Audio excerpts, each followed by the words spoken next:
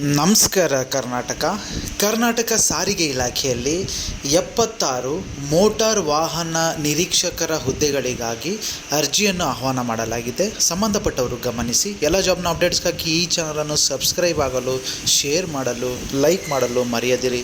ವಿದ್ಯಾರ್ಹತೆ automobile mechanical ಇಂಜಿನಿಯರಿಂಗ್ನಲ್ಲಿ diploma ಪಾಸಾಗಿರಬೇಕು ಅಥವಾ ಆಟೋಮೊಬೈಲ್ ಇಂಜಿನಿಯರಿಂಗ್, ಮೆಕ್ಯಾನಿಕಲ್ ಇಂಜಿನಿಯರಿಂಗ್ ಪದವಿ ಪಾಸಾಗಿರಬೇಕು ಮತ್ತು ಗೇರ್ ಲಘು ಮೋಟಾರ್ ವಾಹನ ಚಾಲನಾ ಪರವಾನಗಿ ಹೊಂದಿರಬೇಕು. ದೇಹದಾಢ್ಯತೆ ಪುರುಷನ ಎತ್ತರ 168 ಸೆಂಟಿಮೀಟರ್, ಎದೆ 81 ಸೆಂಟಿಮೀಟರ್, ಕನಿಷ್ಠ ವಿಸ್ತರಣೆ 5 ಸೆಂಟಿಮೀಟರ್, ಮಹಿಳೆ ಎತ್ತರ 157 ಸೆಂಟಿಮೀಟರ್, ತೂಕ 49 kg, ವಯಸ್ಸಿನ ಮಿತಿ 18 ರಿಂದ 35 ವರ್ಷ, ಮೀಸಲಾತಿಗೆ ಅನುಗುಣವಾಗಿ ಸಡಿಲಿಕೆ ಇರುವುದು. ಅರ್ಜಿ ಶುಲ್ಕ ಸಾಮಾನ್ಯ ವರ್ಗ ಅಭ್ಯರ್ಥಿಗೆ 600, 2A 2B 3A 3B ಅಭ್ಯರ್ಥಿಗೆ 300, ಮಾಜಿ ಸೈನಿಕ ಅಭ್ಯರ್ಥಿಗೆ 50, SC ST ಅಂಗವಿಕಲ ಪ್ರವರ್ಗ 1 ಅಭ್ಯರ್ಥಿಗಳಿಗೆ ಶುಲ್ಕದಲ್ಲಿ ವಿನಾಯಿತಿ. ನೇಮಕಾತಿ ವಿಧಾನ: ಸ್ಪರ್ಧಾತ್ಮಕ ಪರೀಕ್ಷೆ ನಡೆಸಿ ನೇಮಕಾತಿ ಮಾಡಲಾಗುವುದು. ಆನ್ಲೈನ್ನಲ್ಲಿ ಅರ್ಜಿ ಸಲ್ಲಿಸಬೇಕು. ಅರ್ಜಿ ಸಲ್ಲಿಸಲು ಕೊನೆ ದಿನಾಂಕ 30 ಜೂನ್ 2024.